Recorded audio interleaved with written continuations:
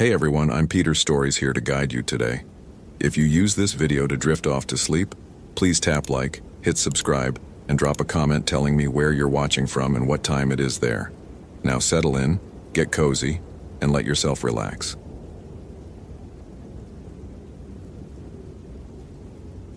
My name is Connor O'Brien, and I've been a forest ranger at Olympic National Park for 12 years.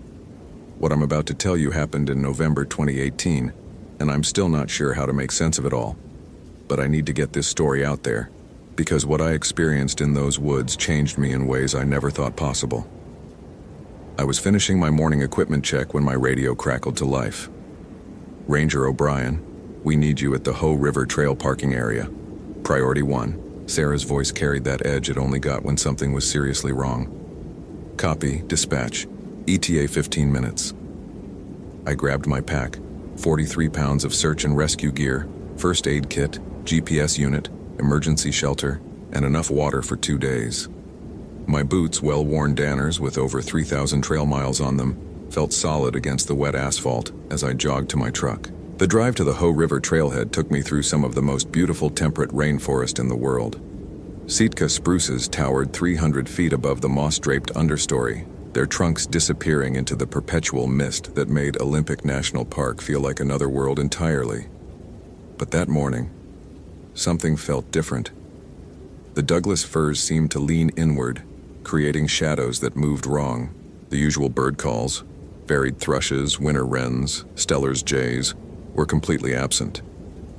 I pulled into the parking area to find 2 Clallam County Sheriff's deputies standing beside a blue Honda Civic, license plate visible through my windshield.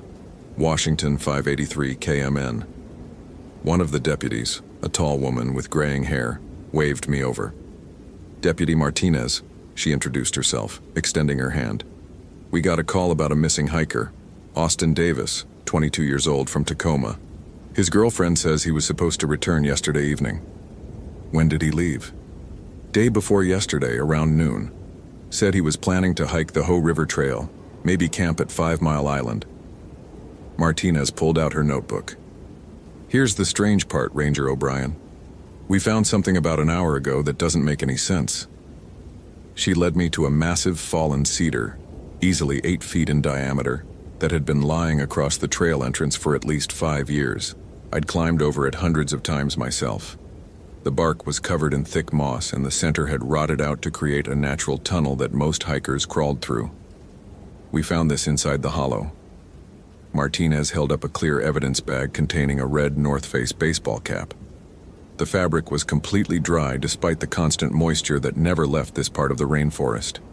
My throat constricted as if someone had wrapped their hands around my neck. "That's impossible." "Why?" "Because that log has been sealed shut for months. There was a windstorm back in August that brought down a huge branch." I pointed to the obvious obstruction, a thick limb that had wedged itself across the hollow opening, creating an impenetrable barrier. No one could have gotten anything inside there since late summer. Martinez and I stared at the evidence bag in silence. Austin's cap was not only dry, it looked freshly placed. No dust, no spider webs, no sign it had been trapped in that hollow for months. "There's something else," Martinez said. "The girlfriend mentioned Austin was acting strange the past few weeks. Said he kept talking about seeing a woman in white outside their apartment at night. Always in his peripheral vision, never there when he looked directly." The words hit me like ice water thrown in my face. Not because I didn't believe in such things.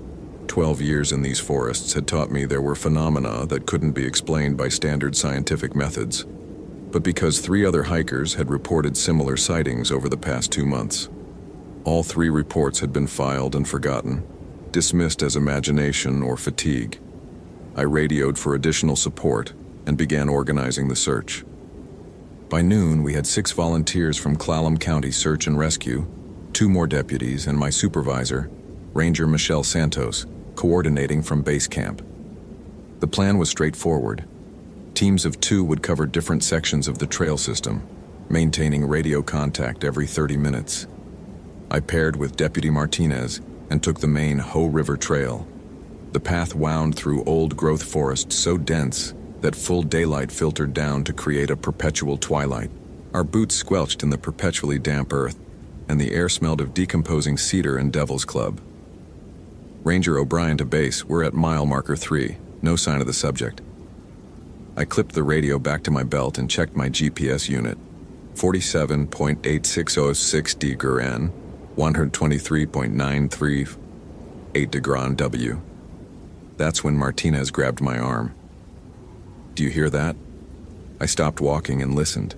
Through the constant drip of condensation and the distant sound of the river, I could make out something else.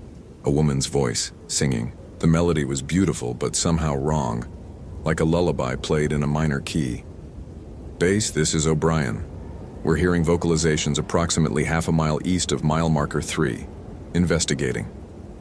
We left the main trail and pushed through the undergrowth, following the sound. Salmonberry bushes caught at our clothing, and I had to duck under low-hanging hemlock branches. The singing grew clearer as we moved deeper into the forest. The voice was coming from a small clearing where someone had built a crude camp. A blue two-person tent, partially collapsed, sat beside the cold remains of a campfire. Austin's camping gear was scattered around the site as if he'd left in a hurry, but the singing was coming from the opposite side of the clearing where the forest grew thick again. "Austin Davis," I called out. "This is Ranger O'Brien with the National Park Service." The singing stopped immediately. Martinez was examining the campsite. "His sleeping bag is still here. Wallet's in the tent with all his cash and credit cards. Whatever happened, he left everything behind." I was about to respond when I saw her. A woman in a white dress stood between two massive cedar trees about 50 yards away. Even from that distance, I could see she was beautiful. Long, dark hair, pale skin that seemed to glow against the deep shadows of the forest. But something was wrong with the way she stood. Too still. Too perfect. "Do you see her?" I whispered to Martinez. "See who?" When I looked again, the woman was gone. We spent another hour searching the area around Austin's campsite, but found no additional clues. The singing didn't return. As we prepared to head back to the main trail, Martinez discovered something that made my stomach drop. "O'Brien, look at this." She was kneeling beside a Douglas fir with bark scarred by what looked like claw marks, but these weren't from any animal I'd ever seen. The gouges were too deep, too precisely spaced, and they were fresh. Sap still beaded along the wounds. "What kind of animal could do this?" Martinez asked. I couldn't answer because my attention was focused on something else entirely. Carved into the bark just below the claw marks, in letters so faint they were barely visible, was a single word: help. The rest of the afternoon blurred together. We called in additional teams, expanded the search radius, and set up a base camp at Austin's site. But as evening approached, I found myself walking back to that scarred Douglas fir again and again. Each time I returned, the carved words seemed deeper, more distinct. And I started noticing other things. The way shadows fell in patterns that hurt to look at directly. The complete absence of any wildlife sounds. The fact that my compass needle couldn't hold steady, spinning slowly but persistently counterclockwise. By the time we called off the search for the day, I had documented 17 separate anomalies in my incident report. 17 things that couldn't be explained by standard Park Service protocols. That night, I couldn't sleep. Not because of the uncomfortable cot in the ranger station, but because every time I closed my eyes, I saw that woman in white, standing between the cedar trees, and I heard her singing that beautiful wrong melody. Around 3 a.m., my radio crackled. "Base camp to all units. We have a situation." I grabbed the handset. "O'Brien here. This is Martinez. I'm at Austin's campsite. You need to get down here immediately." The drive to the trailhead took 25 minutes in the darkness. I kept my high beams on and drove faster than I should have on the winding forest road. When I reached the Hoh River Trail, I could see Martinez's flashlight beam cutting through the trees about a mile ahead. I hiked the distance in 15 minutes, my heart hammering against my ribs not from exertion, but from something else. A growing certainty that whatever was happening in these woods was far beyond anything I'd encountered in 12 years of ranger work.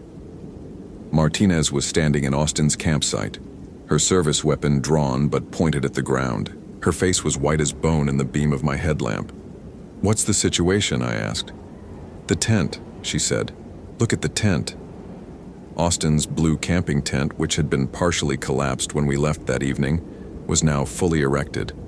The rainfly was properly secured, the guy lines tight, and there was a soft glow coming from inside as if someone had lit a lantern. "Did anyone else come back here after we left?" I asked. Martinez shook her head. "I've been monitoring all radio traffic. No one was authorized to return to this location." We approached the tent carefully. I could hear something inside, a soft rustling, like someone moving around in a sleeping bag. My hand moved instinctively to the can of bear spray on my belt. "Austin?" I called out. "This is Ranger O'Brien. Are you in there?" The rustling stopped. Martinez positioned herself on one side of the tent entrance while I approached from the other. With one quick motion, I unzipped the rainfly and pulled back the tent flap. The tent was empty, but it wasn't just empty. It was perfectly arranged. Sleeping bag laid out flat, pillow positioned at the head, a battery-powered lantern glowing softly in the corner, as if someone had just prepared the space for occupation. "This is impossible," Martinez whispered. "I was here 30 minutes ago." The tent was collapsed. Everything was scattered. That's when I heard the singing again. This time it was coming from directly above us.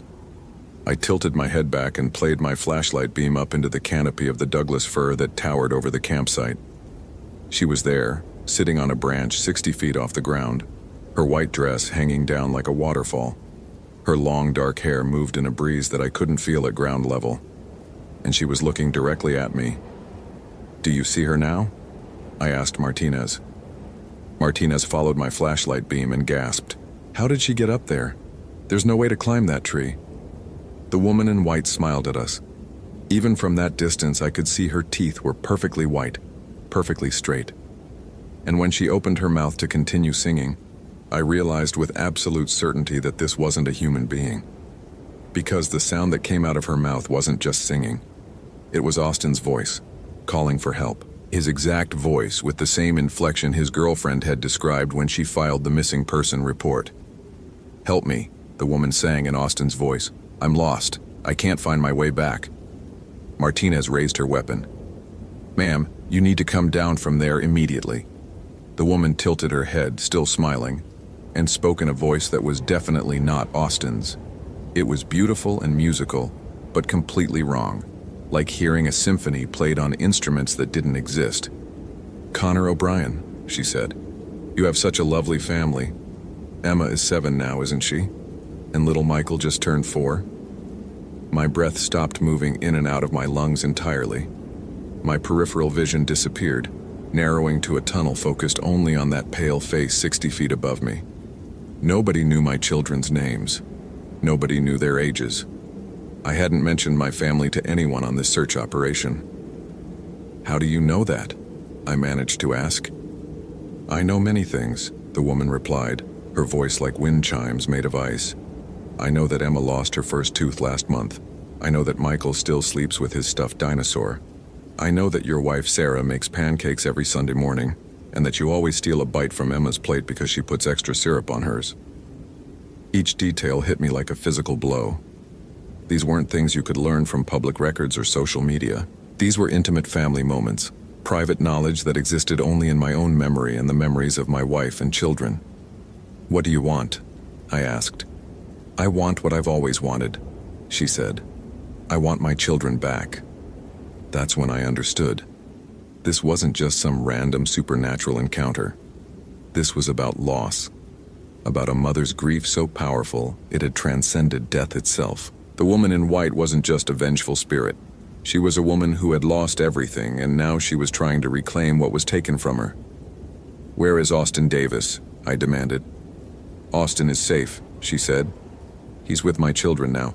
They've been so lonely." Martinez whispered urgently into her radio. "Base camp, this is Martinez. We need immediate backup at Austin's campsite. We have a situation."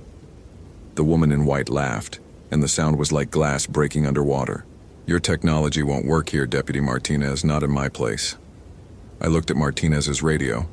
The LED display was dark, completely dead despite fresh batteries. "Connor," the woman continued, "you understand what I'm offering, don't you? I'm not asking you to give me your children, I'm asking you to bring them here where they'll be safe, where they'll never grow old, never get hurt, never leave you." The offer hung in the air between us like a poisonous flower, because part of me, a small dark part that I'd never acknowledged before, understood exactly what she meant. Every parent has moments of terror, moments when you realize how fragile your children are, how easily they could be taken from you.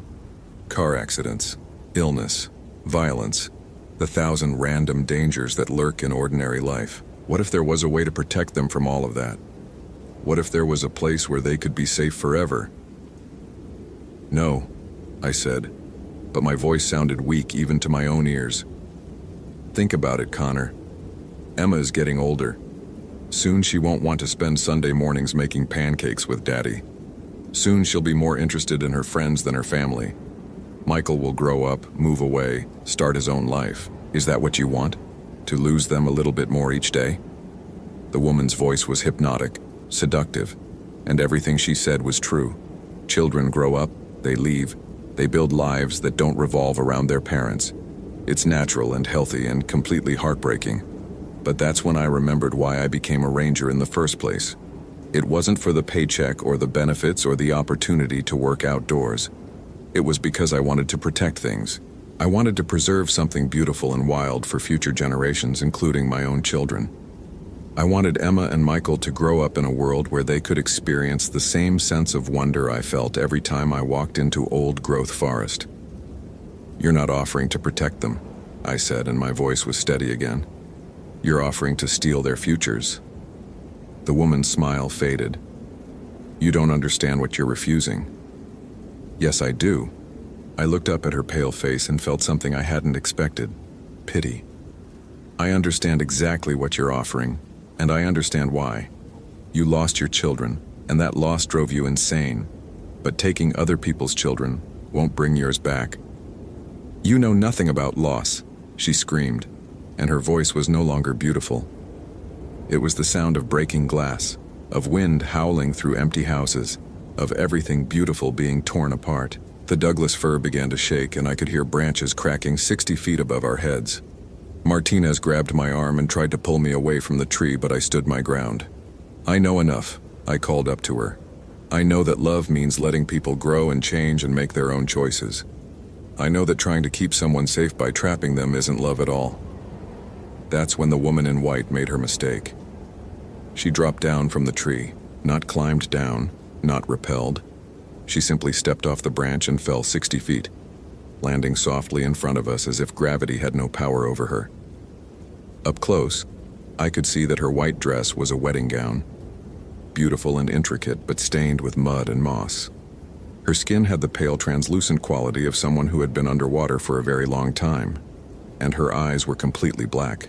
"Give me your children," she whispered, reaching toward me with fingers that were too long, too pale. That's when I did something that surprised both of us. I stepped forward and took her hands in mine. Her skin was ice cold, and I could feel power running through her like electricity through a wire, but I didn't let go. "I can't give you my children," I said, "but I can give you something else." "What?" "I can give you the truth. Your children are gone, and they're not coming back. Austin Davis is gone too, isn't he? You killed him because you thought it would fill the emptiness inside you, but it didn't work. It just made the emptiness bigger." The woman in white tried to pull her hands away, but I held on.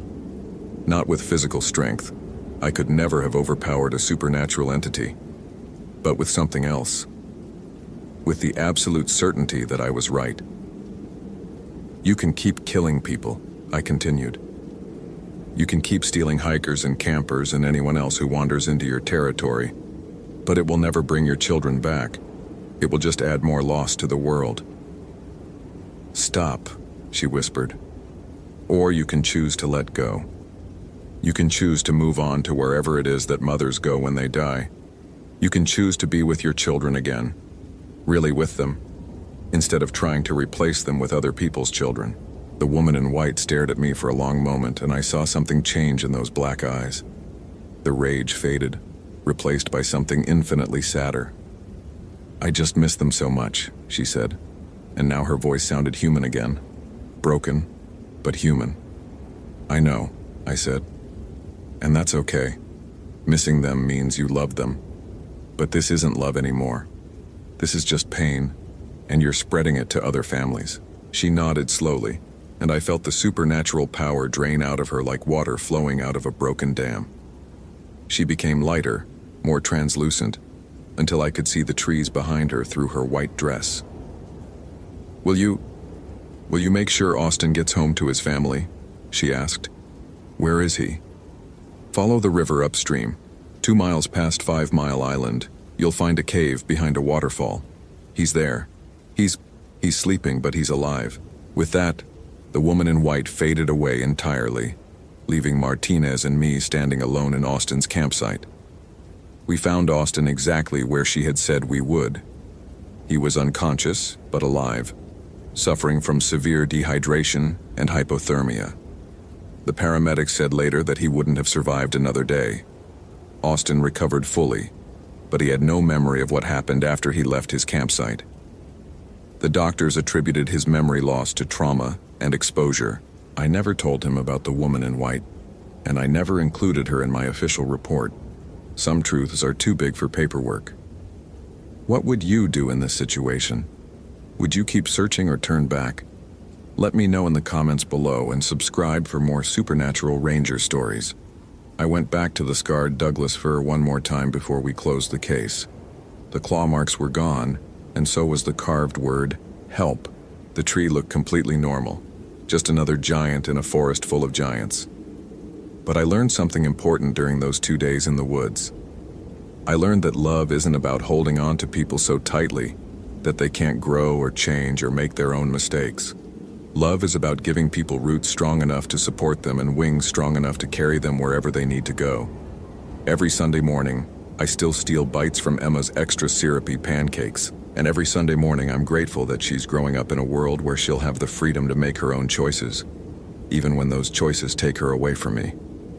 Because that's what it means to be a parent, and that's what it means to love someone enough to let them go. I still work as a ranger at Olympic National Park. I still lead search and rescue operations, and I still encounter phenomena that can't be explained by standard scientific methods. But I've never again met anything as powerful as a mother's love twisted into something dark and consuming. The forest is full of wonders and terrors in equal measure. But the most dangerous thing you can encounter out there isn't a supernatural entity or a wild animal. It's your own inability to let go of the people you love. Did you enjoy this supernatural encounter? What would you have done differently? Let me know in the comments, and don't forget to subscribe for more terrifying tales from the wilderness.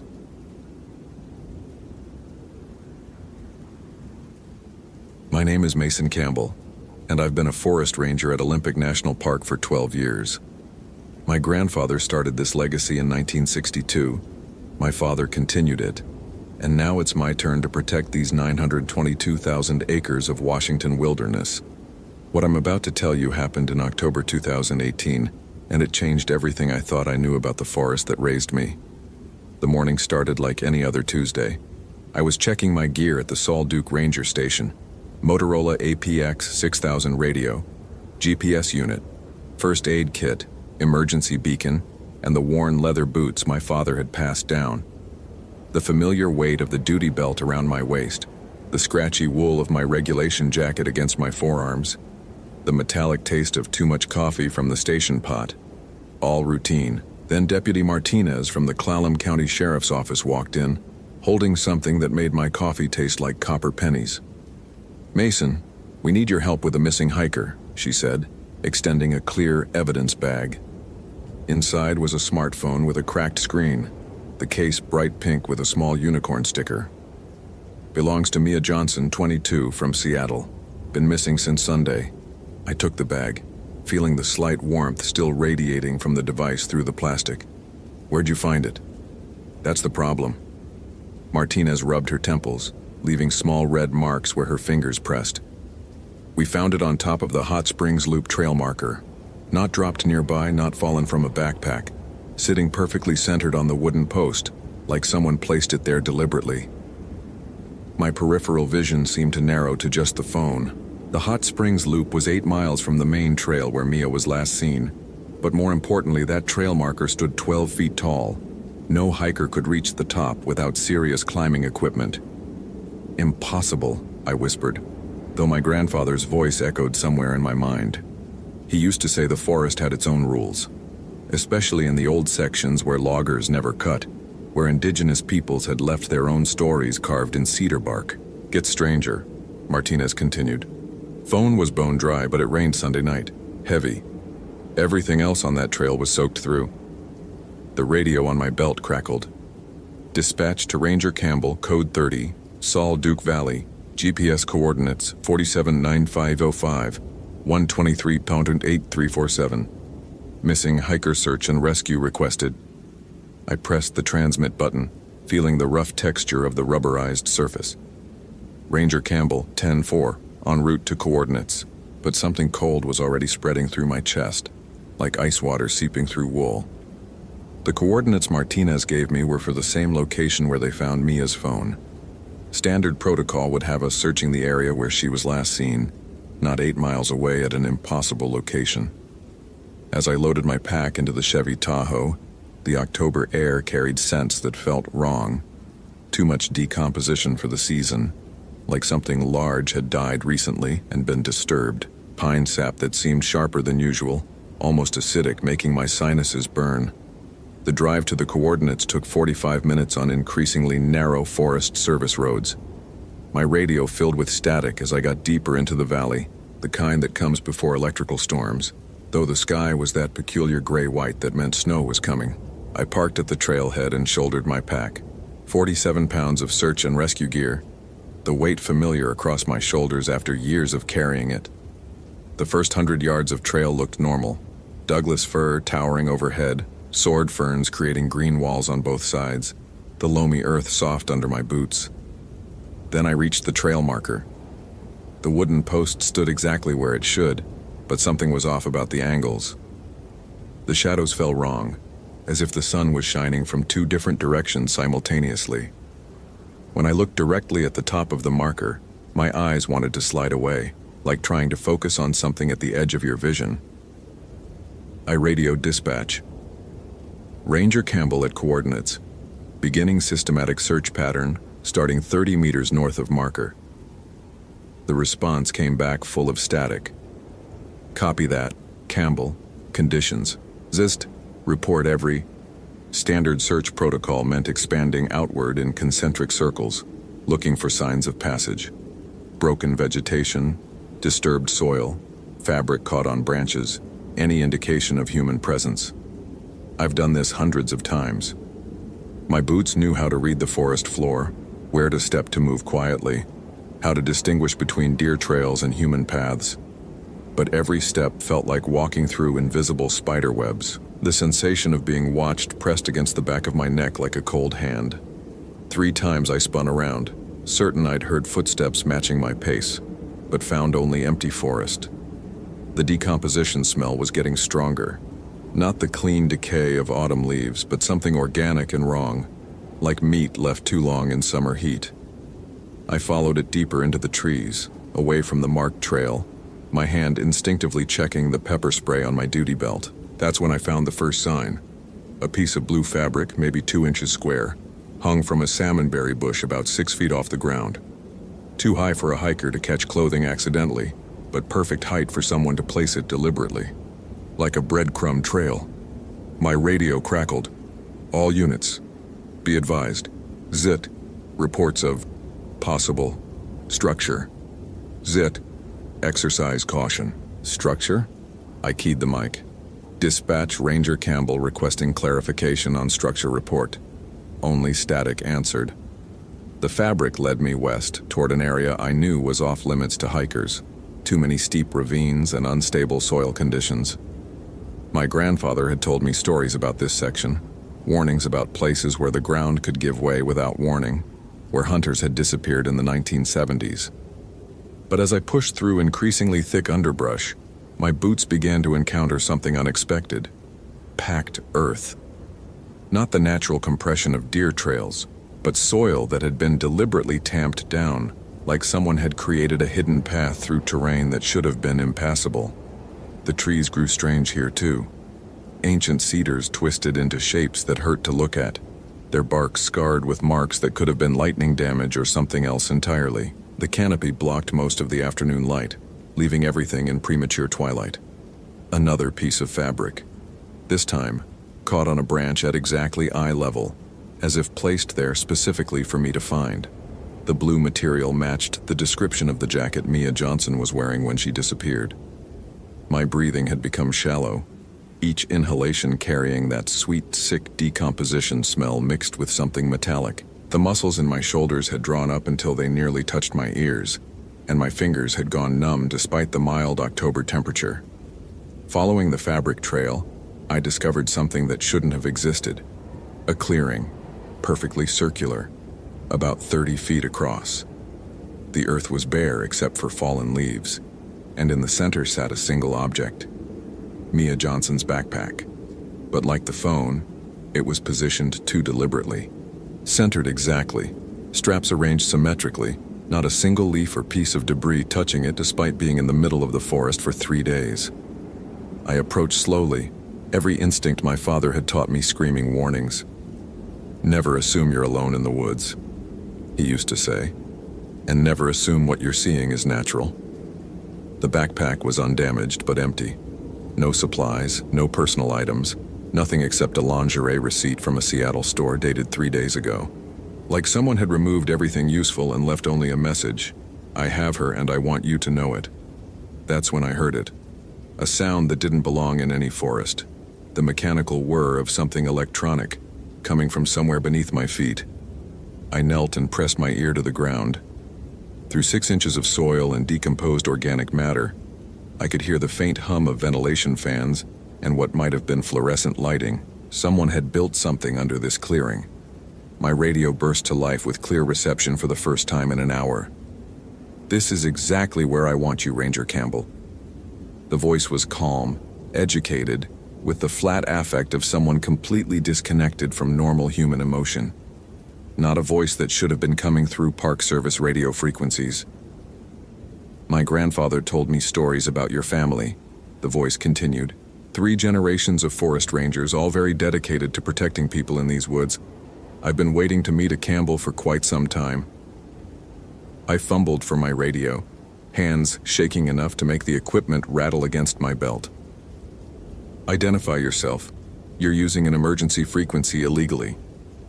"Oh, but this is an emergency, Mason. May I call you Mason?" "Mia Johnson is approximately 40 feet below where you're standing, and she has about 6 hours of air left in her current accommodations." The world seemed to tilt. I looked around the clearing with new eyes, understanding that I was standing on the roof of something much larger and more complex than a simple underground shelter. "What do you want?" "I want to play a game with someone who actually knows these woods. Do you know how many hikers have disappeared in Olympic National Park over the past 15 years? The official number is 11. The actual number is 37. I've been very, very patient, waiting for the right opponent." Static filled the radio for several seconds before the voice returned. "There are 5 entrance points to my facility. Each one is protected by obstacles. Some are mechanical, some are more creative. Find the right entrance, navigate my little challenges, and you can save Miss Johnson. Choose wrong or take too long and she joins my collection." My mouth had gone completely dry, that copper taste spreading across my tongue. "You're insane. I'm methodical. And I'm giving you something 36 other people didn't get. A chance to earn their freedom.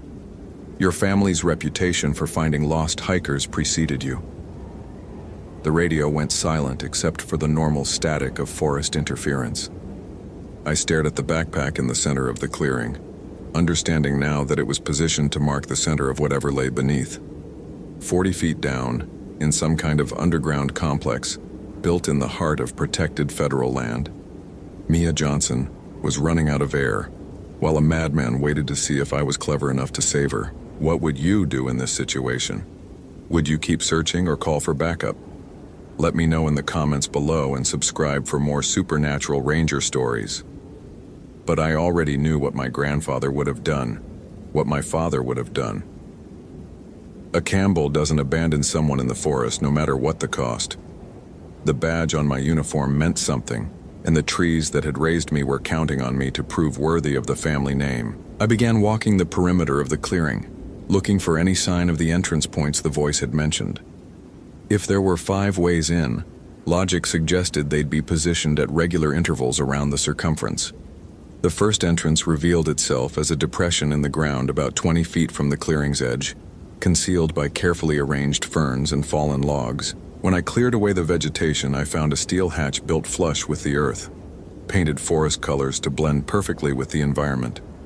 A professional job, military quality. The hatch was unlocked, but as I lifted it, I could see why. The entrance shaft dropped straight down about 12 feet, with metal rungs built into one wall for climbing.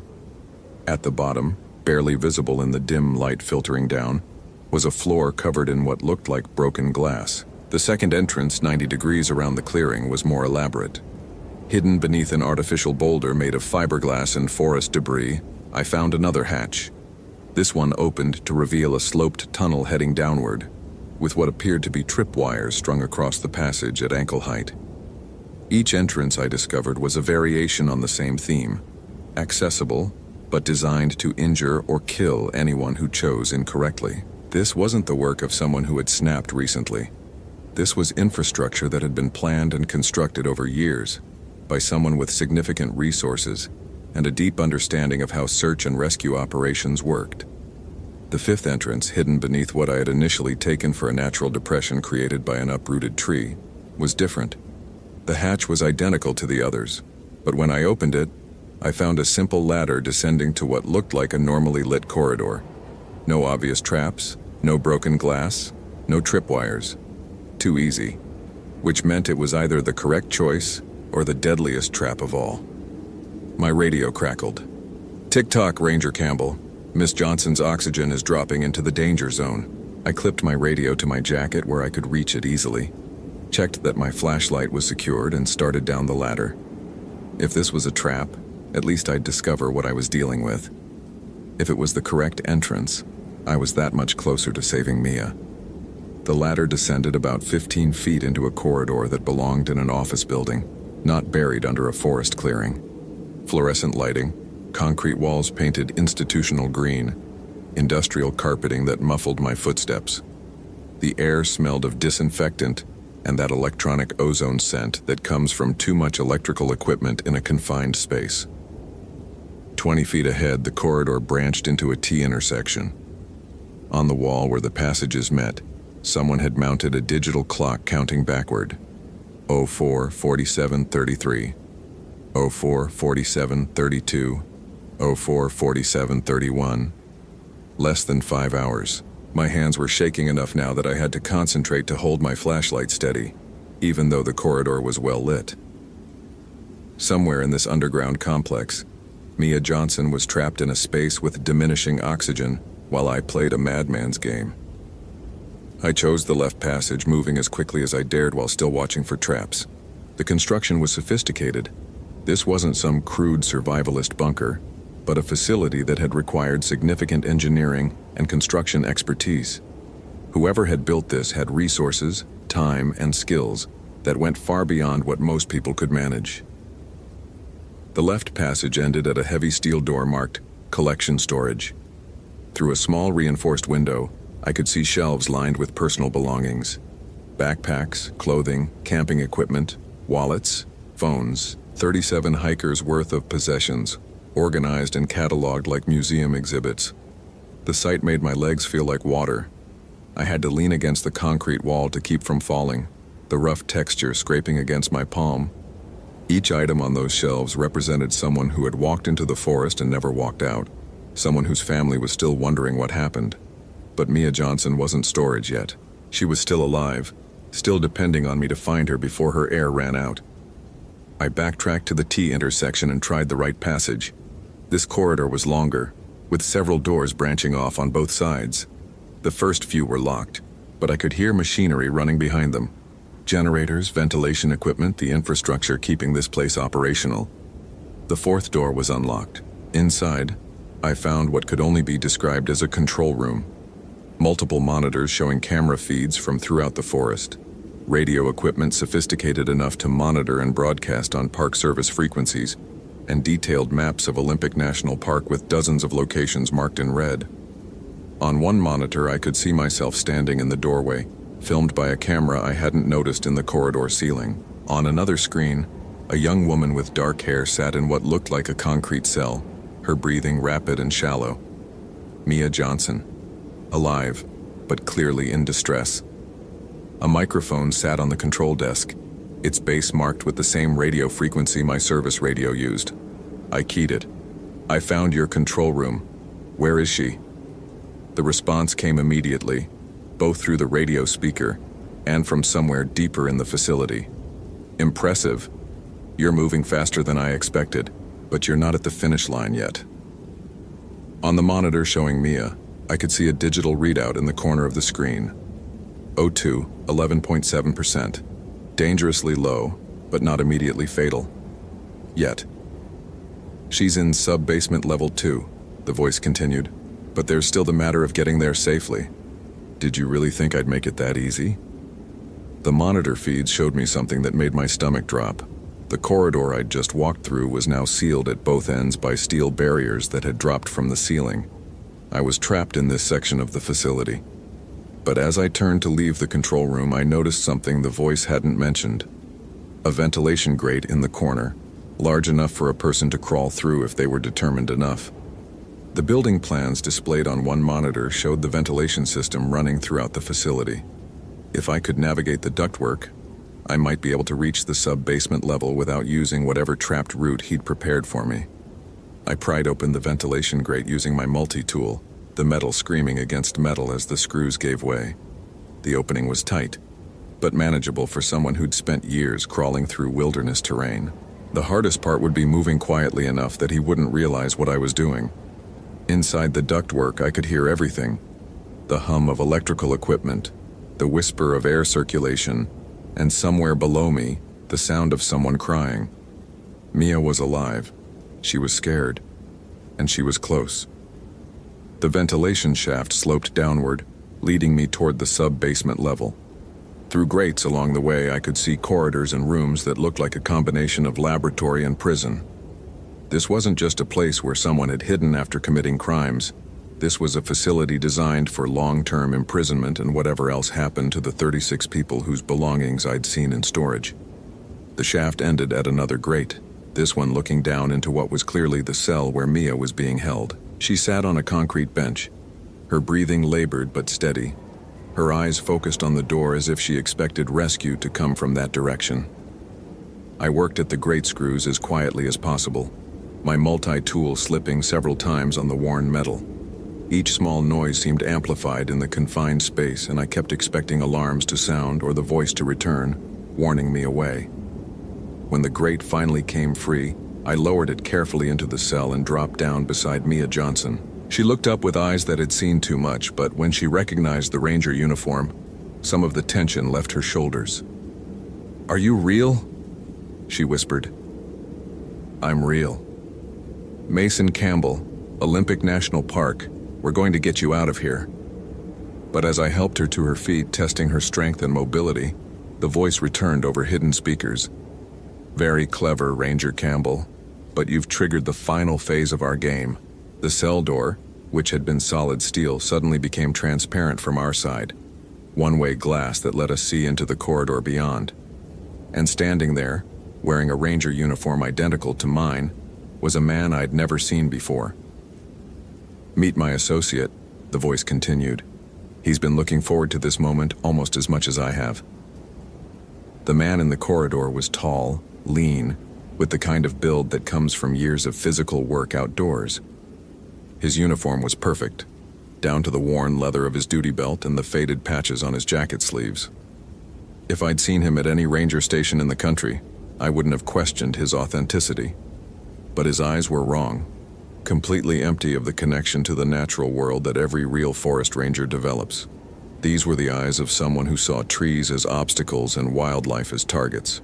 "You see, Mason," the voice explained, I've been studying your profession for quite some time, learning how rangers think, how they move through the forest, what protocols they follow. My associate here has been practicing being you." The false ranger began unlocking the cell door, moving with the confident efficiency of someone who'd done this many times before. "After today, there will be no search for Mia Johnson, because Ranger Mason Campbell will file a report stating that she was found safe and returned to her family. The case will be closed, the investigation ended, and I'll continue my work without interference." I looked around the cell desperately, searching for anything that could serve as a weapon or tool. Mia grabbed my arm, her grip surprisingly strong for someone who'd been breathing limited oxygen for hours. "There's another way out," she whispered so quietly I could barely hear her. "Maintenance tunnel behind that panel. He doesn't know I found it."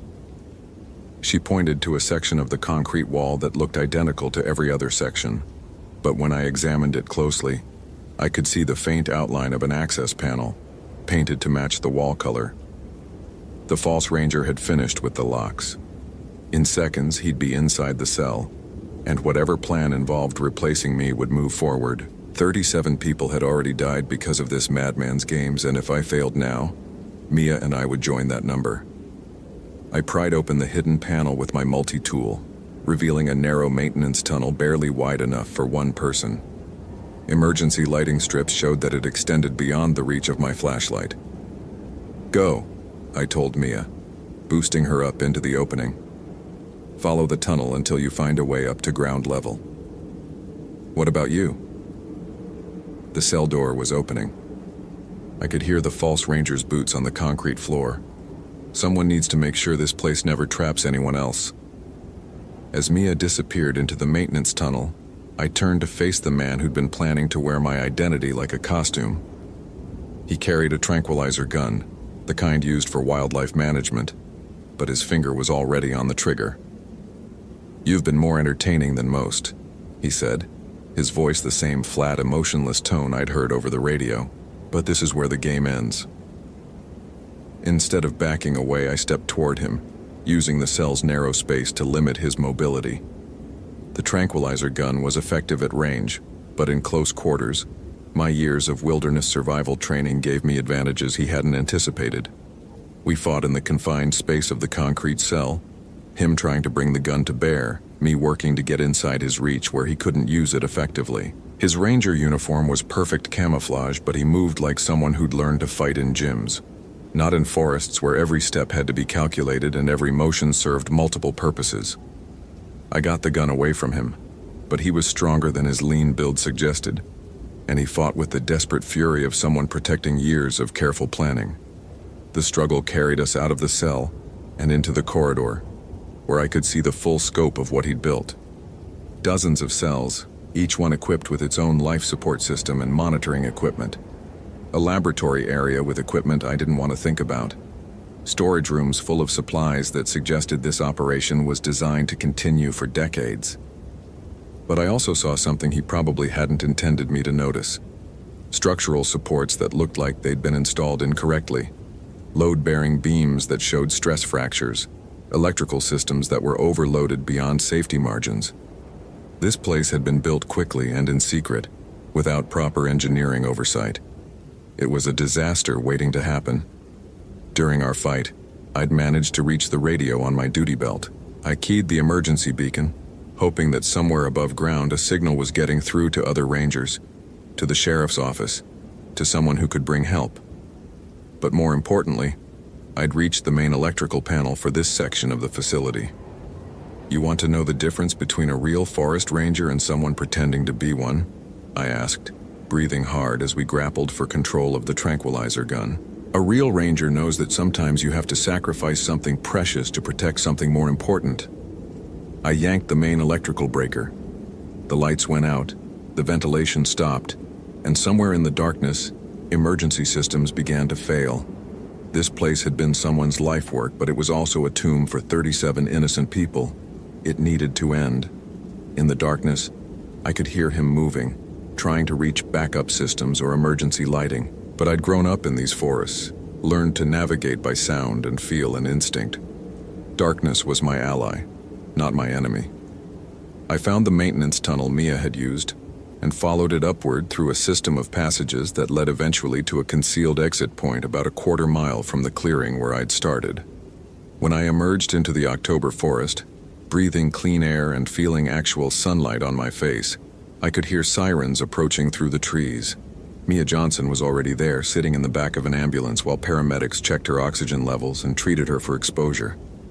She looked up when she saw me, and for the first time since I'd found her, she smiled. "Did you?" she started to ask. "It's over," I told her. "All of it." Over the next several hours, as federal agents and county deputies secured the underground facility, the full scope of what we'd discovered became clear. 37 missing persons cases spanning 15 years, all connected to one man who'd used the Olympic National Forest as his private hunting ground. Evidence that linked him to disappearances in 3 other national parks. And most importantly, proof that would finally give closure to families who'd been wondering for years what happened to their loved ones. The man himself was found unconscious in the facility's main corridor, overcome by carbon monoxide from the backup generators when the ventilation failed. He survived, but his underground complex didn't. The structural damage from the electrical failure, combined with safety violations discovered during the investigation, meant the entire facility had to be demolished and filled in. They recovered what they could: personal belongings, remains, evidence that helped solve cold cases across the Pacific Northwest. But the forest itself reclaimed that clearing, growing over the scars and returning the land to what it had been before someone tried to turn it into a monument to human cruelty. As for me, I stayed on as a ranger at Olympic National Park. The experience changed how I see the forest. I'm more aware now of the signs that something might be wrong, more willing to trust instincts that my grandfather would have recognized. But I also learned that sometimes the most dangerous predators are human, and that protecting the wilderness means protecting the people who come here seeking peace and beauty. Mia Johnson recovered completely. She sent me a letter 6 months later, telling me she'd started hiking again, though never alone. She said the forest still called to her despite what had happened, and she wasn't going to let one madman's actions take away something she loved. That's probably the best outcome we could have hoped for, that both the forest and the people who love it could heal from what had been done to them. Did you enjoy this supernatural encounter? What would you have done differently? Let me know in the comments, and don't forget to subscribe for more terrifying tales from the wilderness. The forest holds many secrets, and not all of them are as easy to solve as the case of the Campbell legacy and the bunker that never should have existed. The Olympic National Forest is still there, still beautiful, still calling to people who need to remember what wild places feel like. And 3 generations of Campbells are still there to make sure those people make it home safely. Some traditions are worth preserving, no matter what the cost.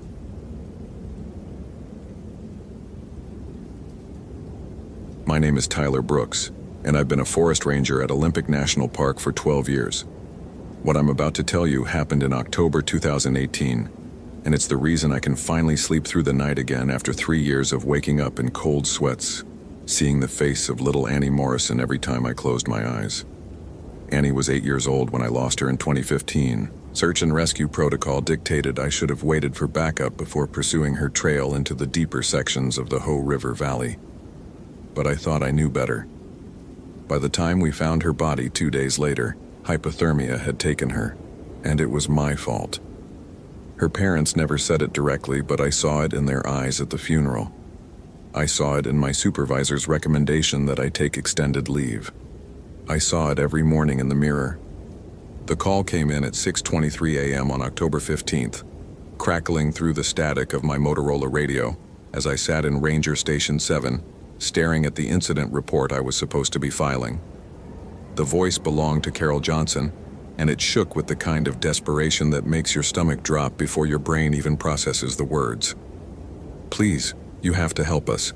My daughter Emily, she went hiking yesterday on the Sol Duke Trail and never came back. We found her car this morning, but there's blood on the driver's side door and her hiking boots are sitting on the roof. What kind of person takes someone's shoes?" I grabbed my gear bag and was in my truck within 3 minutes. The taste of instant coffee turned bitter in my mouth as I radioed dispatch. "Station 7 to base, I'm responding to missing hiker report. Saul Duke area. 23-year-old female Emily Johnson. Last seen yesterday afternoon. The Saul Duke trailhead sits about 15 miles from my station, winding through dense old-growth forest that can swallow voices and footsteps within 30 yards of the main path. As I pulled into the gravel parking area, the smell hit me first. That peculiar combination of Douglas fir sap, morning dew, and something else. Something metallic that made my nostrils flare involuntarily. Emily's Honda Civic sat alone in the lot, and Carol Johnson hadn't exaggerated. Dark stains streaked down the driver's side door, still tacky enough to attract early morning flies. The hiking boots, expensive Merrell trail runners, were positioned precisely on the car's roof, laces tied together. No drag marks, no struggle signs around the vehicle, just blood and boots placed with deliberate care. "Tyler?" A woman's voice called from the tree line. Carol Johnson emerged with her husband Richard, both looking like they'd aged a decade overnight. Carol's eyes were swollen from crying, and Richard's hands trembled as he shook mine. "Tell me about Emily's hiking experience," I said, pulling out my incident notebook and trying to project the confidence I didn't feel. "She's been hiking these trails since she was 12, Richard said. "Knows them better than most locals. She had her GPS, water purification tablets, emergency shelter. She's not reckless." Carol grabbed my arm with fingers that dug in like claws. "Something took her, Mr. Brooks. Emily would never abandon her car like this. And those boots. Why would someone take her boots but leave them here?" I spent the next 2 hours documenting the scene and conducting a preliminary search of the Saul Duke Trail. Emily's GPS coordinates from her Garmin device showed she'd followed the main trail for about 3 miles before the signal cut out abruptly near Beaver Creek. Standard search protocol suggested equipment malfunction, but the placement of those boots nagged at something in my memory. At mile marker 2.8, I found Emily's first trail marker, a granola bar wrapper caught in a salmonberry bush. Not littering. Emily was too conscientious for that. This was deliberate, a breadcrumb for searchers to follow. My boots squelched in the marshy ground near Beaver Creek as I documented the location with my GPS unit. 47.8156 degran, 123.2 degrad W. The second marker appeared 50 yards off the main trail, where someone had broken a Douglas fir branch at eye level, snapping it cleanly but leaving it hanging. The break was fresh, sap still bleeding from the wound in amber droplets that caught the filtered sunlight. But there were no footprints in the soft earth around the tree. None at all. I should have called for backup then. Standard operating procedure required additional personnel for any search extending beyond established trails. But Annie Morrison's face flickered in my mind, and I heard Carol Johnson's desperate voice echoing through the forest canopy. I couldn't lose another one. Following the deliberately broken branches, I pushed deeper into unmarked wilderness. The Douglas firs grew thick enough here to block most of the autumn sunlight, and the air temperature dropped at least 10 degrees. My radio crackled with static when I tried to check in with dispatch, probably interference from the terrain. At 2:47 p.m. I found Emily's water bottle wedged between 2 river stones in a creek bed that wasn't marked on any of my topographical maps. The bottle was empty, but recent. No algae growth, no insect debris inside. Someone had placed it there within the last 24 hours. The creek led me into a narrow canyon I'd never seen in 12 years of patrolling this area. Basalt walls rose about 40 feet on either side, covered in moss that glowed an unnatural shade of green in the dim light. The air smelled wrong here. Not the clean scent of mountain water and fir trees, but something organic and rotting, like meat left too long in summer heat. My boots crunched on something that wasn't fallen leaves or forest debris. Looking down, I saw scattered fragments of what looked like animal bones, but the arrangement was too deliberate, too precise. Small femurs and rib cages formed rough circles in the sandy creek bottom, with larger bones, possibly deer or elk, arranged in patterns that made my vision blur when I tried to focus on them directly. That's when I heard the singing. It drifted down from somewhere above the canyon walls, thin and melodic, but with lyrics in a language I didn't recognize. The harmony was perfect, too perfect for human voices. and it seemed to come from multiple directions at once. My hands started sweating inside my work gloves, and I had to consciously force myself to breathe slowly through my nose. The singing stopped abruptly, leaving only the sound of water trickling over stones and my own heartbeat thundering in my ears. In the silence, I heard something else, a woman's voice calling for help, faint but unmistakable. Emily. Emily, can you hear me? This is Park Ranger Tyler Brooks, I shouted, my voice echoing off the canyon walls. Help, please. The response came from directly ahead, where the canyon curved out of sight around a bend lined with dead trees. Trees that should have been thriving in this moist environment, but instead stood like charcoal skeletons with branches reaching toward the narrow strip of sky like desperate fingers. I rounded the bend and stopped dead. The canyon opened into a natural amphitheater about the size of a football field, ringed by basalt cliffs draped with moss and strange flowering vines I'd never seen in Olympic National Park's ecosystem. In the center stood the ruins of what looked like a 19th century settlement. Log buildings with stone foundations, their roofs collapsed and walls leaning at impossible angles. But it was the crosses that made my breathing turn shallow and rapid. Dozens of them, maybe hundreds, jutted from the ground at random intervals throughout the ruined settlement.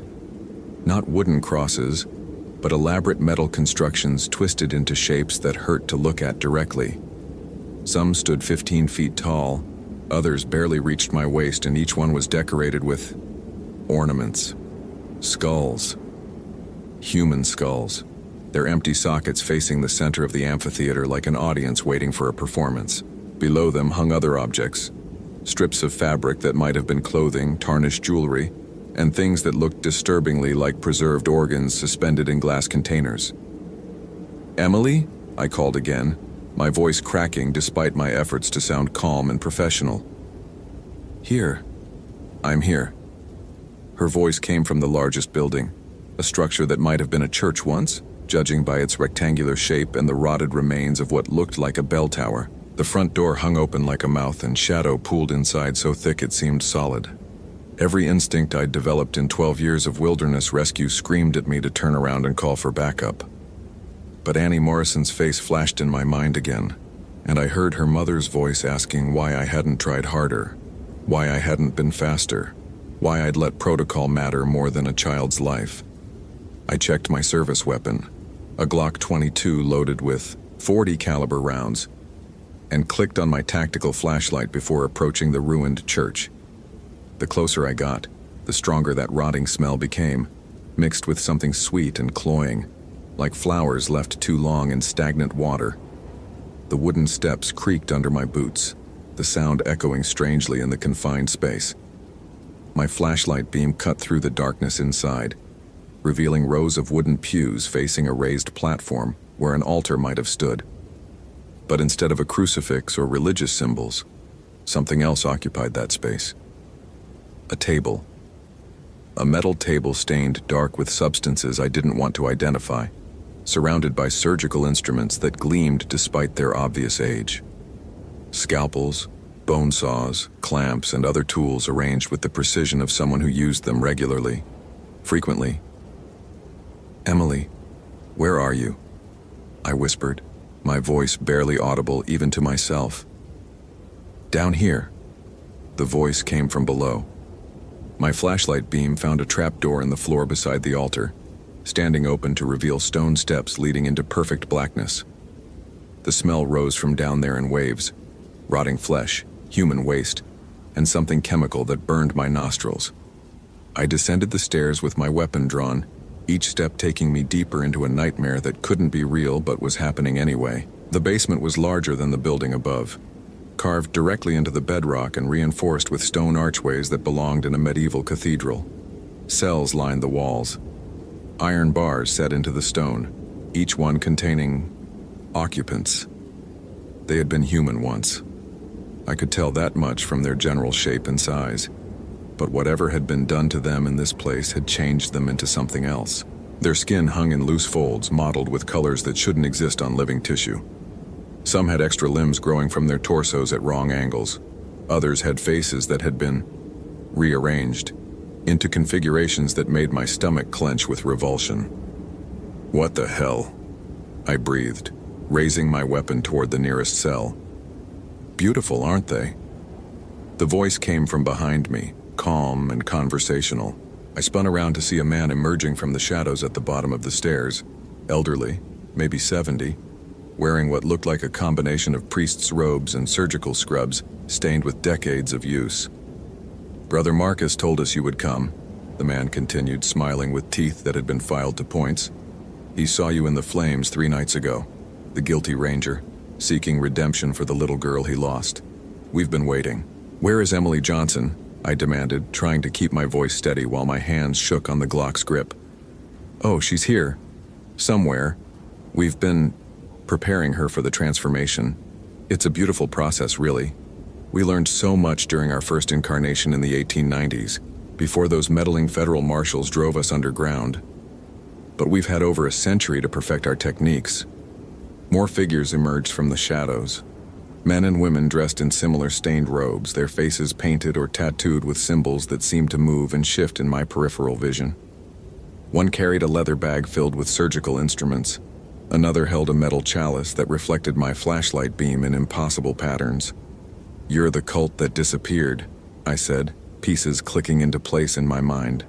"The Sanctified Order of Divine Flesh. The federal investigation in 1897 concluded you'd all been killed or scattered." "We simply went deeper," the old man, who must have been their leader, replied with another razor smile. "The forest provided. We learned to take what we needed and leave no traces the authorities would follow. A hiker here, a camper there. Always the isolated ones, the ones who wouldn't be missed immediately." One of the transformed things in the cells reached through the bars toward me with an arm that bent in 3 places where it should have only bent in 1. When it spoke, its voice was Emily's. "Please, please kill me." I aimed my flashlight toward the cell and immediately wished I hadn't. The thing that had been Emily Johnson looked at me with eyes that were still recognizably hers. But the rest, God, the rest was a patchwork of surgical modifications that defied description. Her torso had been opened and rearranged, organs visible through gaps in flesh that had been sewn back together with crude stitching. Additional arms sprouted from her shoulder blades, moving with minds of their own. "We started her transformation yesterday evening," the cult leader said proudly. "Brother Marcus wanted to try a new configuration this time. We're always innovating, you see. Always seeking new ways to honor the divine flesh." The rational part of my mind, the part trained in wilderness survival and crisis management, noted that I was outnumbered at least 6 to 1 in a confined space with limited exits. Standard tactics suggested retreat, calling for backup, establishing a perimeter. But looking at what they'd done to Emily, what they'd done to the others in these cells, I knew that by the time federal agents could organize a response, there would be nothing left to save. And I had already lost 1 person I was supposed to protect. "Let her go," I said, switching my aim to the cult leader's chest. "Let all of them go, and maybe we can work something out." "I'm afraid that's not possible," he replied, nodding to his followers. "You see, the transformation is irreversible once it's begun. But don't worry, we'll make sure you experience it yourself very soon. We have such wonderful plans for you." The cultists rushed me from 3 directions simultaneously. I put 2 round center mass into the one with the surgical instruments, watching him stumble backward but not fall. His robes fell open to reveal skin covered in scars and metal implants, surgical modifications that had apparently made him resistant to small-caliber gunfire. The woman with the chalice grabbed my gun arm, her grip far stronger than it should have been for someone her size. When she smiled, I saw that her teeth had been removed and replaced with sharpened metal points. Her tongue, when it flicked out toward my face, was forked like a snake's and covered in barbs. I drove my elbow into her solar plexus and felt something give way with a wet cracking sound. But she held on, digging fingernails that had been surgically extended into claws deep into my forearm. Blood ran down my wrist and into my palm, making the Glock's grip slippery. The cult leader produced a syringe from somewhere in his robes and lunged toward my neck. I twisted away but felt the needle graze my jugular as I brought the pistol around in a wide arc, catching him across the temple with the barrel. He went down hard, blood streaming from a gash above his left eye. "Brother Marcus!" one of the others screamed, not in alarm but in what sounded like religious ecstasy. "The ranger has drawn the sacred blood. The transformation can begin." That's when I realized my mistake. They weren't trying to kill me. They were trying to capture me, to drag me to that surgical table upstairs and turn me into another one of the things in the cells. The knowledge hit me like ice water in my veins. They had been doing this for over a century, perfecting their techniques, learning from each victim. I emptied the Glock's magazine into the group, not aiming for center mass anymore but for heads, trying to cause enough damage to stop them permanently. The .40 caliber rounds had more effect on unprotected skulls than on whatever surgical reinforcements they'd given their torsos. 3 went down and stayed down, but more emerged from deeper in the basement complex. How many of them were there? "Emily!" I shouted toward her cell while ejecting the empty magazine and slamming in my spare. "Can you still move?" The bars," she gasped in a voice barely recognizable as human. "They don't lock from the inside. Just heavy." I put my shoulder against the cell door and heaved with everything I had. The iron bars swung open with a shriek of protesting hinges, and Emily collapsed into my arms. Her weight was wrong, too heavy, as if the surgical modifications had added significant mass to her body. When I tried to lift her, my hands came away wet with blood and other fluids I didn't want to identify. "Can you walk?" I think so." Together we made it to the stone steps leading back up to the ruined church. Behind us I could hear more cultists emerging from the basement complex, their voices raised in that same melodic chanting I'd heard in the canyon. But now I could make out individual words, and they were describing in precise medical terminology what they planned to do to us when they caught us. The afternoon light streaming through the church's collapsed roof seemed impossibly bright after the basement darkness. Emily leaned heavily against me as we stumbled toward the front door, her breathing rapid and shallow. The surgical modifications to her torso made wet sucking sounds with each breath, as if air was escaping through holes that shouldn't exist.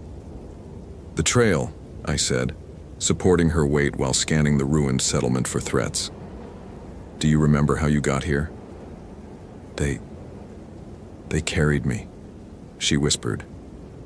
"But I saw the canyon entrance. It's not on any map because they've been hiding it, camouflaging it. We made it across the settlement's central area, past those horrible twisted crosses with their decorations of human remains. Each skull seemed to track our movement with empty sockets, and I had to force myself not to look directly at them. Some appeared fresh, possibly hikers who had disappeared in recent months, while others were old enough to be yellowed with age. The canyon exit appeared ahead of us, a narrow passage between basalt cliffs that I was certain hadn't been visible when I'd entered. Emily was right. They had been hiding this place, using some method to camouflage the entrance that made it effectively invisible from the main trail system. "There," Emily pointed with one of her original arms toward a barely visible gap in the rock face. "That's how they brought me in." We squeezed through the passage, Emily crying out in pain as the rough stone scraped against her surgical wounds. I could hear the cultists behind us now, their chanting growing louder as they pursued us through their hidden settlement. But something was wrong with the sounds. The voices seemed to be coming from above us as well as behind, as if some of them had climbed the canyon walls. The passage opened onto familiar forest, the Sol Duke Trail visible about 100 yards through the Douglas firs. My radio crackled with static as we emerged from whatever interference had been blocking transmissions from the canyon. "Station 7 to base," I gasped into the handset. "Officer needs assistance. Sol Duke Trail, grid reference 47.8156 north, 123.8342 west. Multiple suspects, officer wounded, civilian wounded. Request immediate backup and medical support." "Station 7, this is base. Are you injured? What's your status?" Before I could respond, Emily screamed. One of the cultists had emerged from the rock passage behind us, a woman whose face had been surgically altered to include additional eyes arranged in a circle around her forehead. She carried what looked like a cattle prod modified with surgical instruments, sparks dancing between metal contacts. I put 3 rounds into her center mass, and this time they had the desired effect. She went down hard and didn't get back up, but I could see more shapes moving in the passage, more of them coming. "Emily, can you make it to the main trail?" I asked, helping her toward the tree line. "I think, yes." We stumbled through the underbrush toward the trail, Emily's modified body leaving a trail of blood and other fluids that would be easy to follow. But at least we were out of that hidden canyon, back in mapped territory where backup could find us. My GPS unit showed our location clearly now, and I could hear the distant sound of helicopter rotors approaching from the direction of the ranger station. The cultists emerged from their hidden passage like insects swarming from a disturbed nest. There had to be 20 or 30 of them, all bearing the surgical modifications that marked them as members of the sanctified order of divine flesh. Some walked upright, others moved on all fours with limbs that had been rearranged into animal configurations. A few had wings, actual functional wings grafted onto human torsos, and took to the air with ungainly flapping motions, but they stopped at the tree line. I realized they weren't pursuing us anymore, just standing at the edge of their hidden territory like they'd hit an invisible barrier. The ones with wings settled back to earth. The ones who had been charging on modified legs came to a halt. "They can't leave," Emily whispered, understanding dawning in her voice. "Whatever they did to themselves, it binds them to that place. They can't leave the canyon." The helicopter appeared overhead, a Park Service Eurocopter AS-350 with medical personnel aboard. Within minutes, Emily was on a stretcher being loaded into the aircraft, while I provided a preliminary report to the backup rangers who'd arrived by ground vehicle. "Sir?"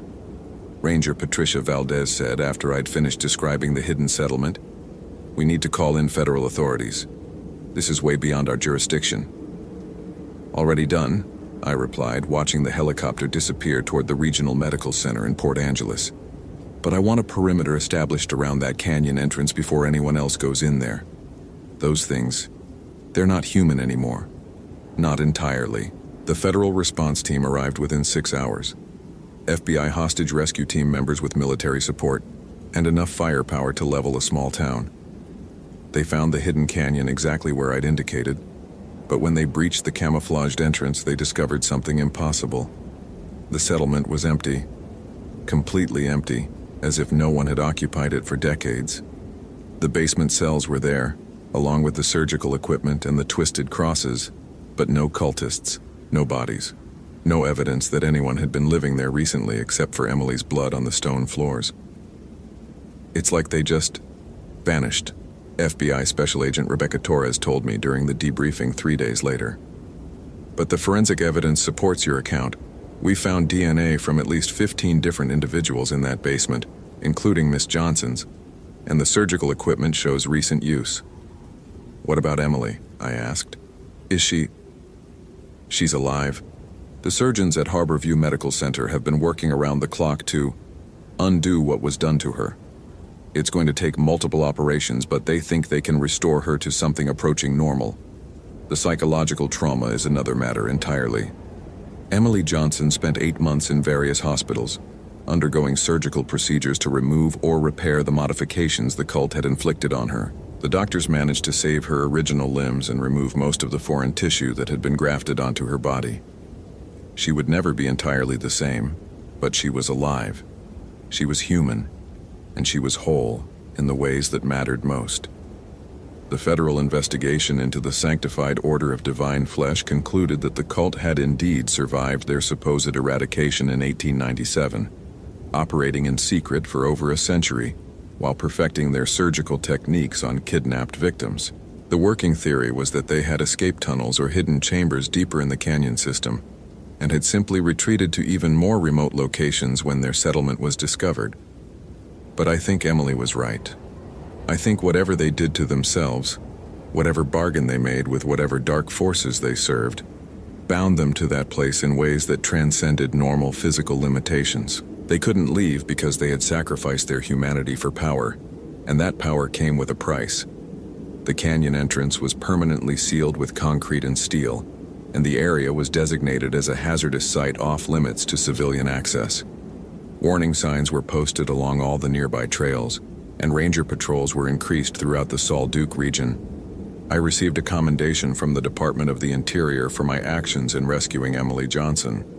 But more importantly, I could finally look at myself in the mirror again without seeing Annie Morrison's accusing face.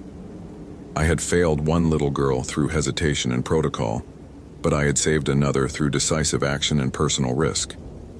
It didn't erase my guilt entirely, but it gave me something to balance against it. What would you do in this situation? Would you keep searching or turn back? Let me know in the comments below and subscribe for more supernatural ranger stories. 6 months later, Carol and Richard Johnson visited me at the ranger station. Emily was with them, walking under her own power, looking healthy and normal except for the surgical scars that would never completely fade. She thanked me for not giving up on her, for risking my life to pull her out of that nightmare. "I keep thinking about the others," she said quietly. "The ones in the cells who didn't make it out. Do you think they're still down there somewhere?" "I don't know," I admitted. "But I know that you're here, you're alive, and you're free. Sometimes that has to be enough." Emily nodded, understanding in a way that only someone who had survived genuine horror could understand. We stood together in comfortable silence, looking out at the forest that had nearly claimed both our lives but had ultimately allowed us to find redemption in each other's survival. The Olympic Peninsula is still one of the most beautiful places on Earth, filled with ancient trees and pristine wilderness that speaks to something deep in the human soul. But I know now that beauty and horror can coexist in the same space, separated only by hidden canyon walls, and the choices we make when confronted with impossible situations. I still patrol these forests every day, and I sleep soundly at night knowing that I kept my promise to never lose another person under my protection. Emily Johnson is alive and healing, and sometimes in this job, that's the only victory that matters. That's my story, and I'm still not sure I made all the right choices. What do you think? Would you have acted differently? Share your thoughts below and subscribe if you want more supernatural stories from the forest.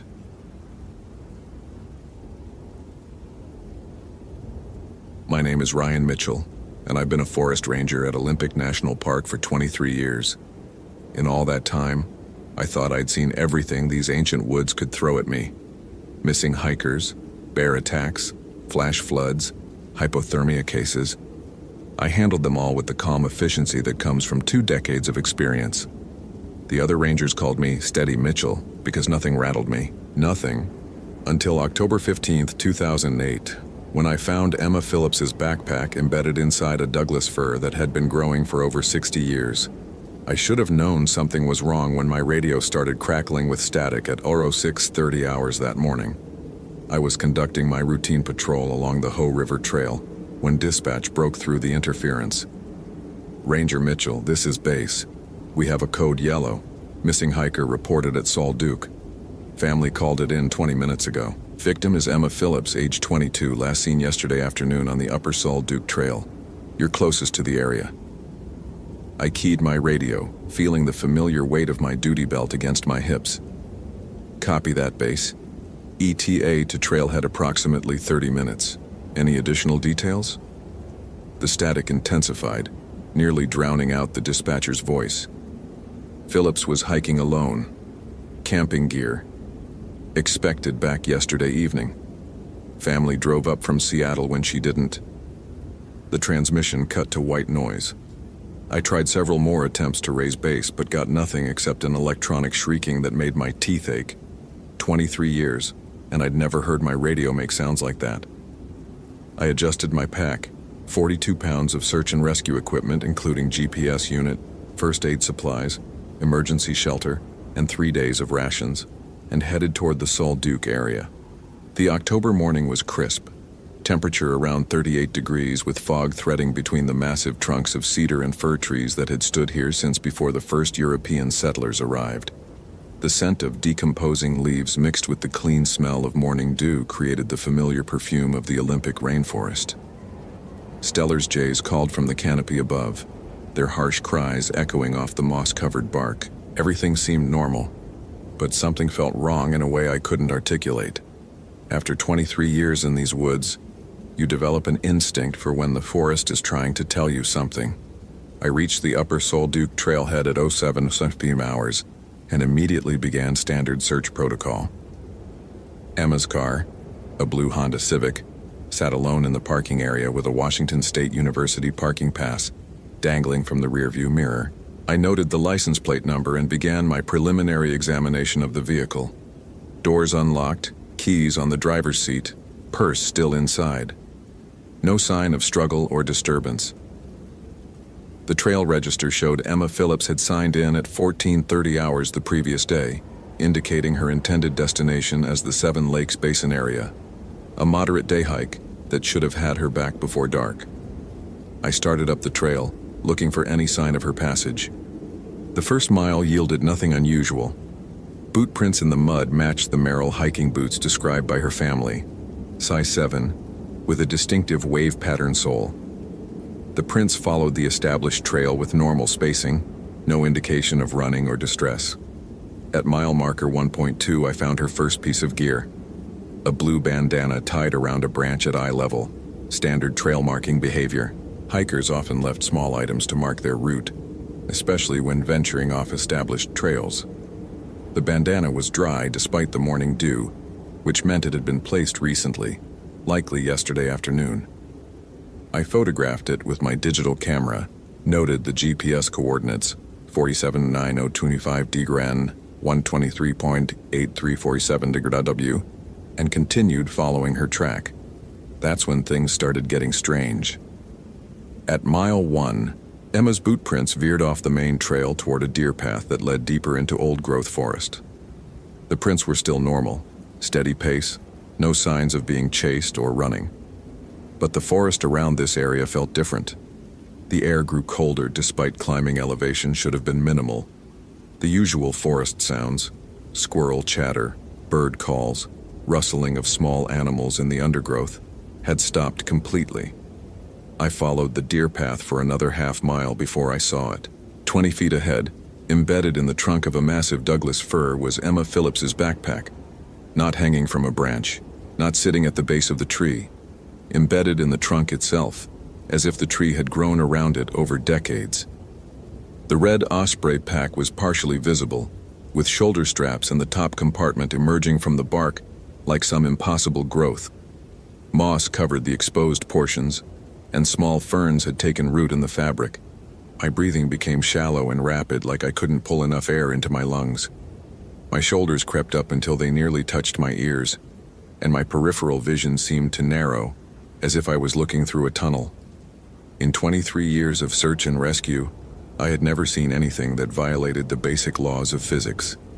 I approached the tree slowly, my hands trembling despite 15 years of rock-steady nerves during emergency situations. The Douglas fir was easily 60 years old, maybe older.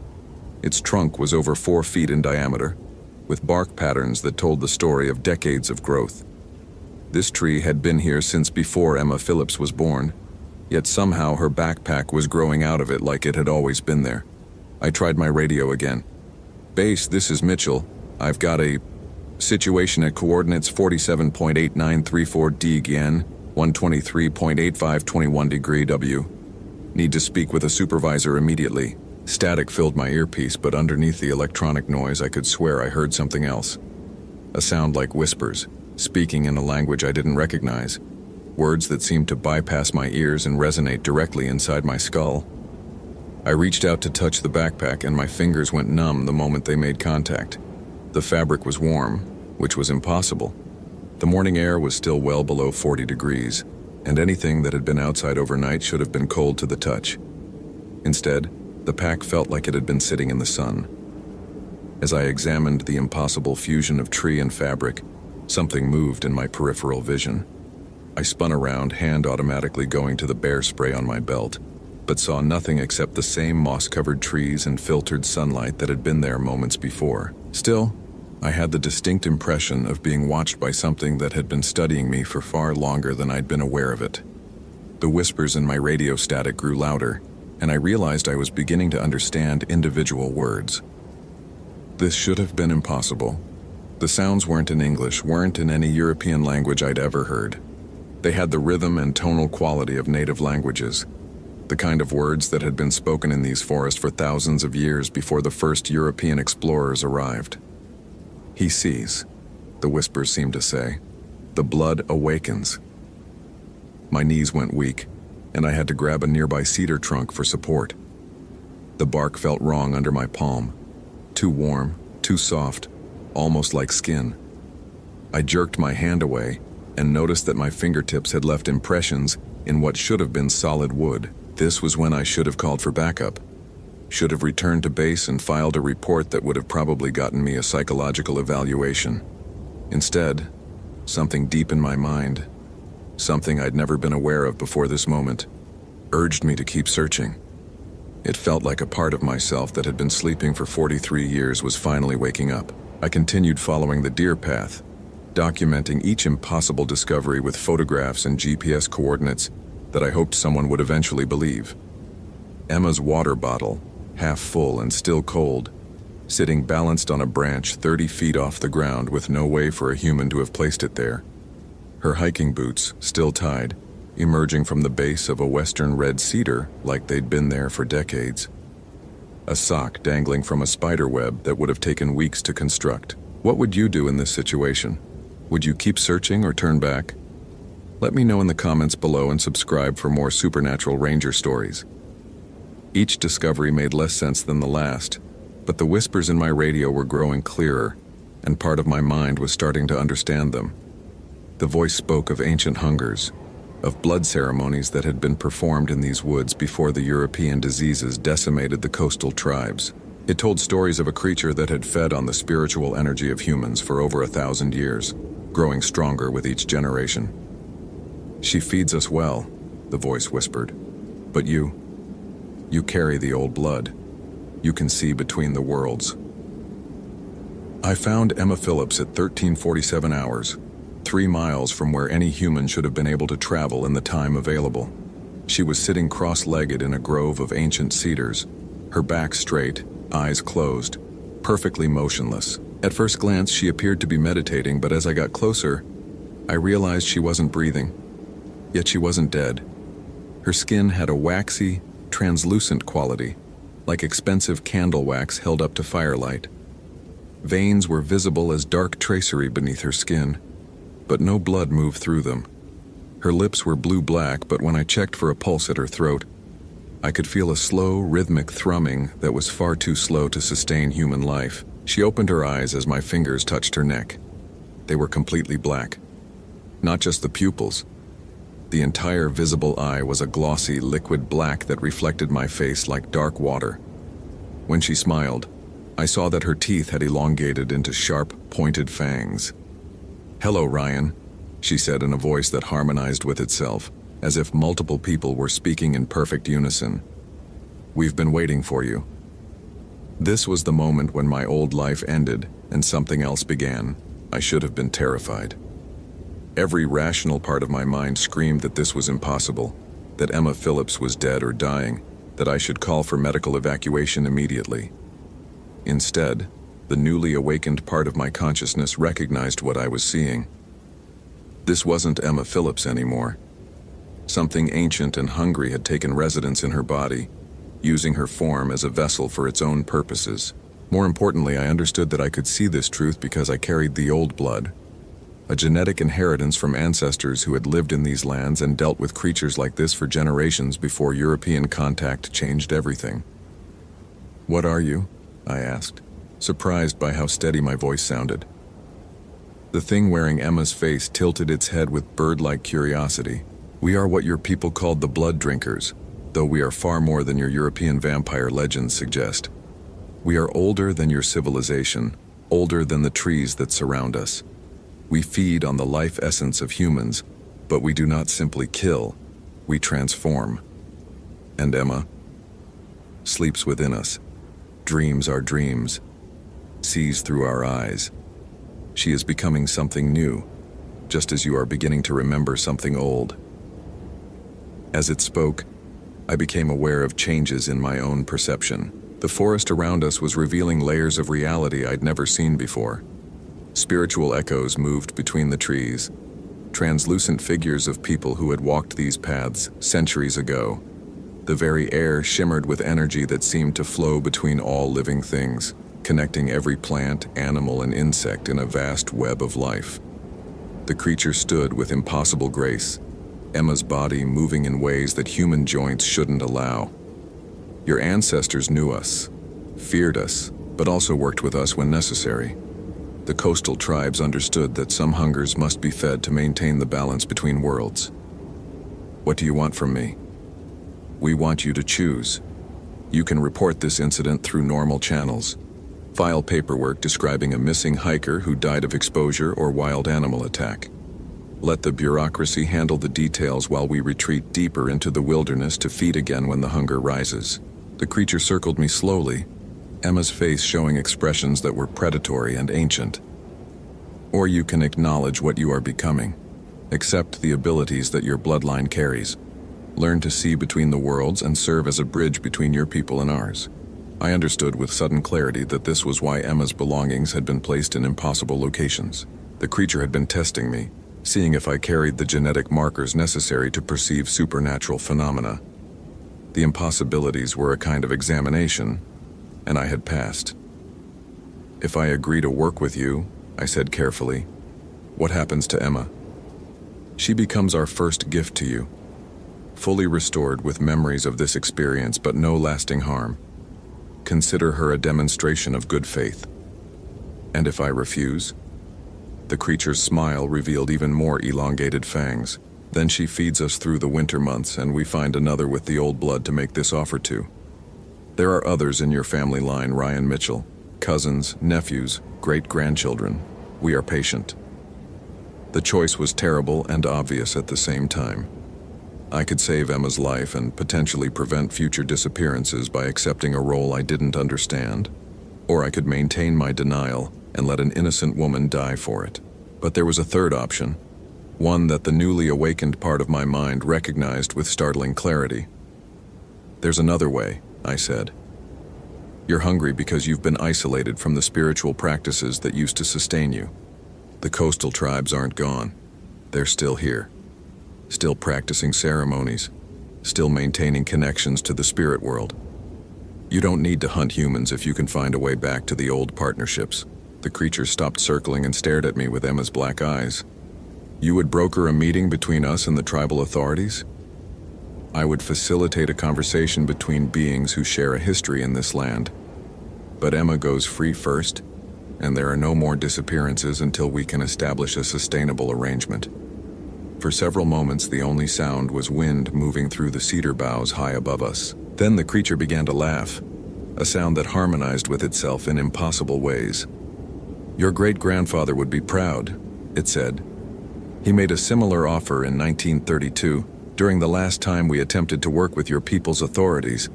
But you are stronger than he was. You see more clearly. The creature knelt beside Emma's motionless form and placed one pale hand over her heart. Dark energy flowed between them, and Emma's skin gradually returned to normal human coloration. Her breathing resumed in slow, natural rhythm, and the terrible black drained from her eyes like ink dissolving in clear water. She will sleep naturally now, the creature said. And I realized its voice had changed from Emma's harmonized tones to something deeper and more resonant. When she wakes, she will remember being lost in the woods and being found by a competent ranger who guided her to safety. And you? We will wait for word of your negotiations. The Quinault and Maka peoples have shamans who still remember the old agreements. Speak with them. Arrange a meeting in a place of power. The hot springs at Solduc would be appropriate. We will sense when the time is right. The creature's form began to blur and shift, becoming less solid with each passing second. But remember, Ryan Mitchell, you are changed now. The old blood is awakened. You will see things others cannot see, sense presences others cannot sense. This gift comes with responsibilities. What kind of responsibilities? You are now a guardian of the boundary between worlds. Other creatures will seek you out, recognizing what you have become. Some will ask for help crossing into your world. Others will need to be prevented from crossing. You must learn to distinguish between them. The creature faded completely, leaving me alone with the unconscious Emma Phillips in a grove that now looked completely normal. The spiritual echoes were gone. The shimmering energy between living things had faded, and my radio was functioning normally again. But I could still feel the change inside me, like a door had been opened in my mind that could never be completely closed again. I carried Emma to the main trail and radioed for medical evacuation, reporting that I'd found her suffering from exposure and dehydration, but in stable condition. The helicopter arrived within 30 minutes, and Emma was transported to Olympic Medical Center for observation. She recovered completely, with no memory of anything beyond getting lost on an unfamiliar deer path and feeling increasingly disoriented until she sat down to rest and apparently fell asleep. The official report documented a successful search and rescue operation with positive outcome for the victim. But that was only the beginning of my real education. Over the following weeks, I made discreet contact with tribal authorities, approaching the subject carefully and with appropriate respect for cultural protocols. To my surprise, several shamans and tribal elders were willing to discuss historical relationships between their peoples and various spiritual entities that inhabited the Olympic Peninsula. The conversations led to a carefully arranged meeting at the Sol Duke Hot Springs during the new moon of November. I won't detail everything that was discussed or agreed upon, but I can say that arrangements were made that satisfied both the ancient creatures' hunger and the tribal authorities' responsibility to protect their people's spiritual traditions. Emma Phillips never experienced another supernatural encounter as far as I know. She graduated from Washington State University with a degree in environmental science and now works for the Forest Service in Montana. Sometimes she sends Christmas cards. As for me, I learned to live with my expanded perception of reality. The creature was right about others seeking me out. Over the years since 2008, I've encountered dozens of entities that exist in the spaces between our world and others. Some I helped cross over. Others I prevented from crossing. A few became what I can only describe as business partners in maintaining the delicate balance between worlds. I'm still a forest ranger, still handling the normal duties of wilderness protection and public safety. But I also serve as an unofficial liaison between human authorities and the older inhabitants of these ancient forests. It's not a role I ever expected to take on, but I've discovered that I have both the temperament and the inherited abilities necessary to do it effectively. The most important thing I learned is that the supernatural world isn't separate from the natural world. They're the same thing, viewed from different angles. Once you develop the ability to see both perspectives simultaneously, the apparently impossible becomes simply unusual. I still patrol the same trails, still respond to search and rescue calls, still file the same paperwork. But now I also serve as a bridge between worlds that have been forced apart for too long. It's challenging work, but it's also the most meaningful thing I've ever done. And I'm definitely not the same person who found that impossible backpack embedded in a 60-year-old Douglas fir. I'm someone much more capable, much more aware, and much more useful to both the human and supernatural communities that call the Olympic Peninsula home. That's my story. And I'm still not sure I made all the right choices, but I know I made the necessary ones. What do you think? Would you have acted differently? Share your thoughts below and subscribe for more supernatural stories from the forest.